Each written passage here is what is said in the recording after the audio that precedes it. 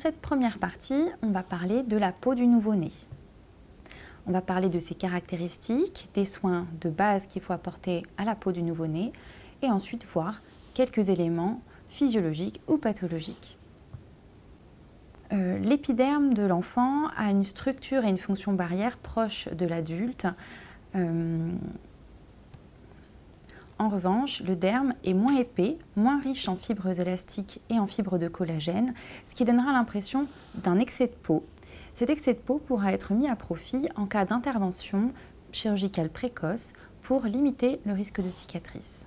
La fonction sébacée, elle, est stimulée par les androgènes maternels avant la naissance, ce qui fait qu'il y a une crise séboréique dans les premiers jours et premiers mois de vie. Cela explique qu'il y ait une hyperplasie des glandes sébacées observée en période néonatale et donc une peau luisante, des cheveux gras et même parfois une odeur de sébum caractéristique. Cela peut favoriser le développement de germes particuliers comme les levures type Malassezia. Cette excrétion sébacée va diminuer dans l'enfance pour rester faible jusqu'à la puberté. La fonction sudorale est immature chez le nouveau-né. Après un stimulus thermique, on va voir qu'elle a une moins grande réponse malgré un nombre de glandes sudorales équivalent à celui de l'adulte. Et cela se normalise dans la première année de vie. En revanche, le système immunitaire de la peau de l'enfant est complètement mature dès la naissance. Concernant la pigmentation, on sait que les mélanocytes sont présents dans la peau et sont matures dès la naissance. En revanche, il faudra quelques jours à quelques mois pour que la pigmentation définitive soit acquise. Le type d'accouchement a un rôle sur l'acquisition du microbiote cutané.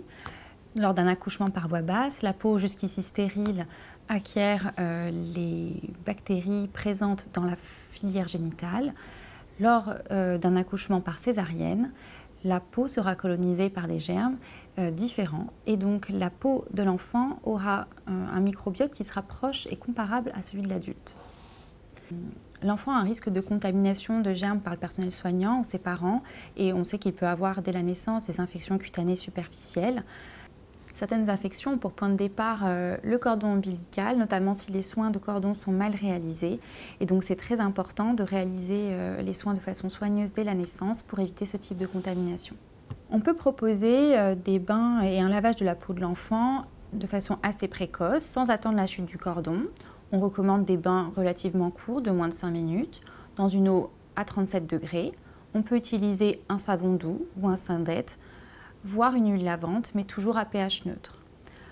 Il faudra l'appliquer de façon manuelle pour une meilleure hygiène et éviter l'utilisation d'éponges ou de gants. Le rinçage soigneux se fait à l'eau claire. Il faudra surtout veiller à bien sécher les plis qui ont tendance à desquamer dans la période néonatale. On peut proposer une fréquence de 1 jour sur 2, qui est tout à fait raisonnable, même à cet âge-là. Pour les soins de cordon, on préférera utiliser de l'eau et du savon. En effet, on sait maintenant que l'utilisation d'antiseptiques induisait des sensibilisations précoces. Si jamais c'est nécessaire, à ce moment-là, on utilisera plutôt de la chlorhexidine aqueuse qui est la mieux tolérée. On évitera en tout cas les antiseptiques colorés qui peuvent masquer une infection débutante. Il faudra avant tout proscrire plusieurs types de soins, à savoir les bains moussants qui sont irritants, qui risquent de sensibiliser l'enfant à des allergènes. Les antiseptiques quotidiens pour la toilette, comme je disais, sont déconseillés, non seulement à cause du risque de sensibilisation, mais aussi pour un effet caustique et un risque d'intoxication. Les poudres et les talcs faisaient l'objet d'inhalations accidentelles, favorisaient les surinfections cutanées, donc sont donc déconseillées actuellement. Et on évitera, pour les mêmes raisons de risque de sensibilisation, les parfums et les eaux de toilette. On va maintenant décrire quelques situations de la peau de l'enfant qui peuvent survenir en période néonatale, en voyant si ce sont des dermatoses qui sont normales ou pas normales. Ici, on a un nouveau-né qui, dans les premiers jours de vie, va avoir une desquamation. On voit ici qu'elle est superficielle, sans érythème. On a une impression de peau sèche, de xérose. C'est une desquamation cutanée qui est tout à fait physiologique. Il faudra s'assurer que l'enfant n'ait pas d'érythème, ne soit pas érythrodermique. Et on sait que cette desquamation, elle est plus fréquente chez l'enfant qui est né à terme ou post-terme. Ici, sur cette photo, que pensez-vous de cette éruption? Est-ce qu'elle est normale ou pas normale? On a des petites macules érythémateuses surmontées de quelques vésicules. C'est un érythème toxique du nouveau-né. Il est tout à fait physiologique, il apparaît dans les 2-3 premiers jours de vie. Il peut être parfois congénital ou apparaître un peu plus tardivement, mais en tout cas pas plus tard que 15 jours de vie. Il s'agit de papules ou macules urticariennes avec au sommet des vésiculopustules. Elle est généralement diffuse mais respecte les paumes et les plantes. Le bébé va très bien, il est parfaitement asymptomatique et cette éruption disparaît spontanément en 2-3 semaines.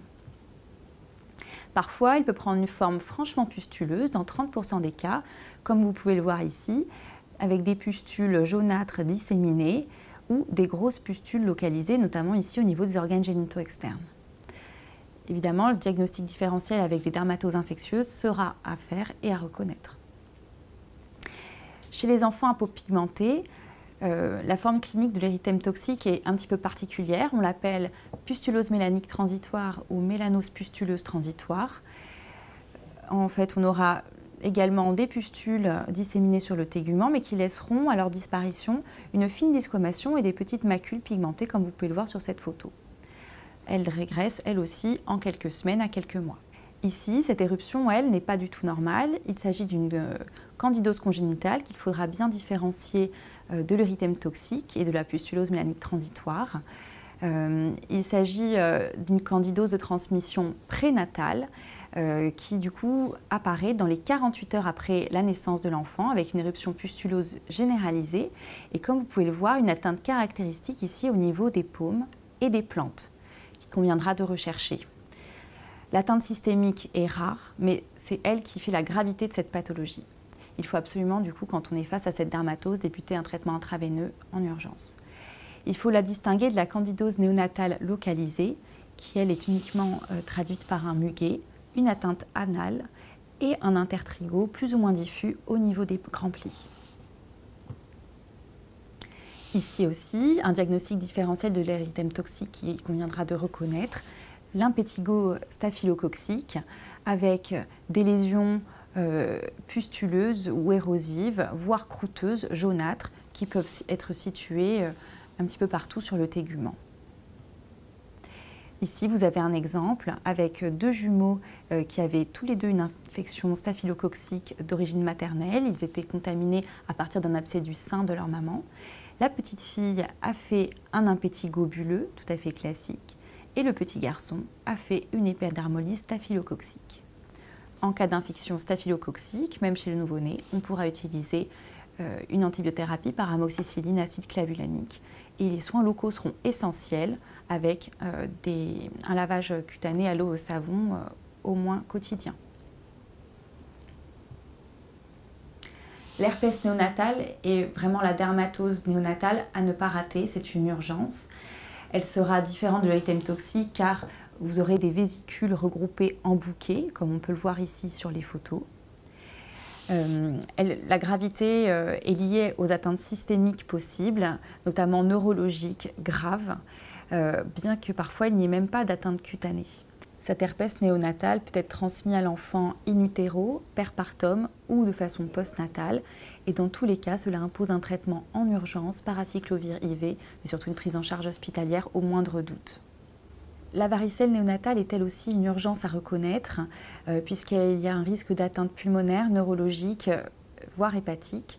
La transmission postnatale est moins sévère et c'est généralement une transmission 5 jours avant l'accouchement ou jusqu'à 48 heures après qui peut être responsable de ce tableau. Si les lésions sont présentes et évocatrices, il faudra débuter un traitement sans attendre en hospitalisation. Et tout enfant dont la mère présenterait un tableau de varicelle dans les 5 jours précédents ou les 48 heures suivant l'accouchement devra avoir un traitement par acyclovir IV préventif. Alors, que pensez-vous de ce petit bébé, de son éruption du visage? Est-elle normale ou pas normale? Il s'agit de petites pustules uniquement localisées au visage. C'est une pustulose céphalique transitoire bénigne qui est tout à fait physiologique, liée, comme on le disait tout à l'heure, à la surexcrétion sébacée dans les premières semaines de vie. Elle apparaît généralement de façon un petit peu plus retardée par rapport à la naissance, en général après une semaine. Il s'agit de papules et de pustules non folliculaires, vraiment monomorphes, qui ont tout un peu le même aspect. Elles sont situées sur le visage, sur une base érythémateuse, surtout au niveau des zones séboréiques de la face, c'est-à-dire le front, les joues, mais également le cuir chevelu et parfois le thorax. Le diagnostic différentiel avec l'acné du nourrisson, qui n'est pas du tout la même dermatose, se fait par l'absence de comédons et de kystes. Cette éruption a une évolution tout à fait favorable en quelques semaines, ne nécessite pas de soins particuliers et on pense actuellement qu'elle a une origine fongique par prolifération de Malassezia sur les prélèvements. Cela suggère donc que les seuls soins que l'on peut apporter et qui sont pertinents sont une hygiène quotidienne de l'enfant, à l'eau et au savon, de façon peut-être un petit peu plus soutenue que ce qui était fait par les parents jusqu'ici. Donc on peut retenir de cette première partie de la formation qu'il faut connaître certaines dermatoses néonatales fréquentes et précoces, que sont l'érythème toxique et la pustulose mélanique transitoire, que l'hyperplasie sébacée et la pustulose céphalique bénigne transitoire sont également des éruptions physiologiques de résolution spontanée en quelques semaines. Il y a également des diagnostics différentiels qui sont parfois des urgences à reconnaître chez le nouveau-né, comme l'impétigo, la candidose néonatale et congénitale, l'herpès néonatal et la varicelle néonatale.